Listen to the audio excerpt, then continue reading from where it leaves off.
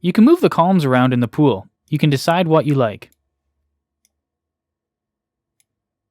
There's a column called Used, which tells us all the audio files that are being used on the project page. Currently, I only have one, and it's being used once on the project page. If I were to copy this file,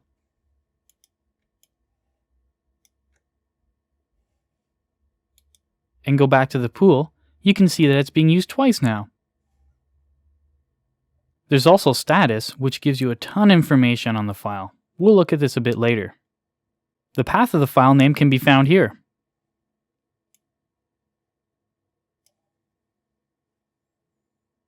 You can see where the file on your hard drive is, the type of file it is, WAV, AFF, broadcast wave, etc., the date the file was made, the origin time, the time the file was originally recorded on the project page, a view of the image, and the real name, which if you're importing an OMF file may contain this attribute.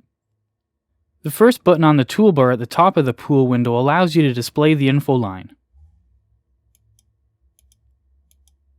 Please use the info line as it tells you almost everything you need to know. It tells you how many audio files there are, how many are actually used on the project window, the total size you are taking up in your hard drive for your audio files in this project, and it shows you if there are any external files, files that are not copied into our project folder. Remember in part 1 of the pool video when I showed you how to drag and drop files into CUBASE?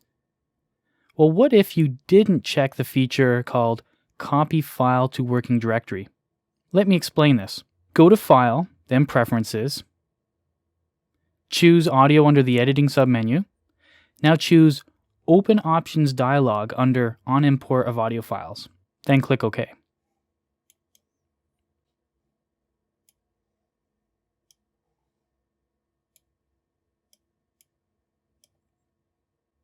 Drag and drop an audio file into the pool or on the project window.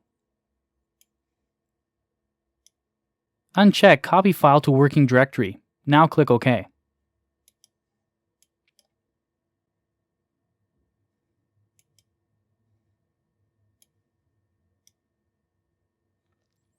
Can you see that it now says External Files 1? This is because the audio file that I brought in wasn't copied into my working project directory. This means that if I were to copy my project folder and then burn it onto CD, the external audio file, in my case Funky Bass, wouldn't be copied. Now wouldn't that be a bummer? I'm sure there's been many times where we've copied or burnt things, went over to a friend's house or in another studio, and we're missing a file. This immediately tells us that, hey, there's a potential that a file could be missing. It's an external file. It's great. This little info line is perfect. Make sure that it's turned on.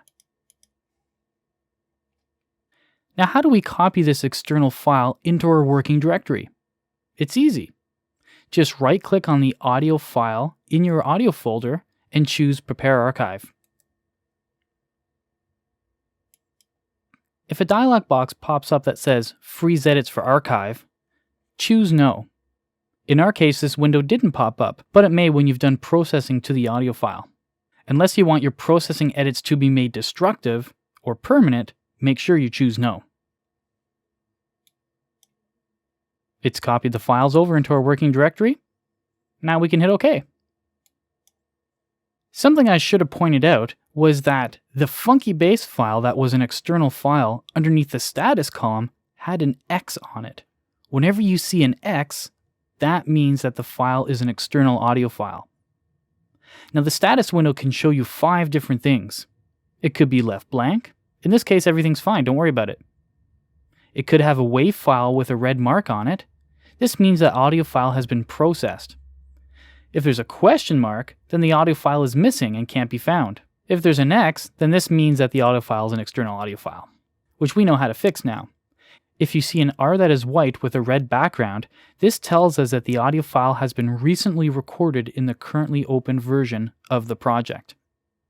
Memorize these icons as they will save you time in the future. There's only a couple of them, so it doesn't take too long to memorize them. Continuing on the toolbar, we have a play button that is used for auditioning audio files, and a loop button to loop the playback. There's even a handy volume fader that can be used to adjust the volume of the auditioned audio file.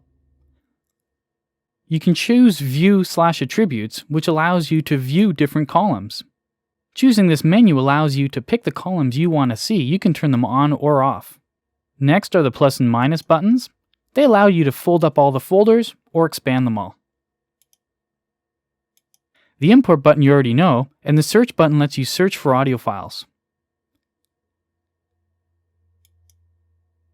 Enter the name, pick the hard drive or the folder you want, and search for the file you were looking for. You can also audition files here and then import them if it's the right one.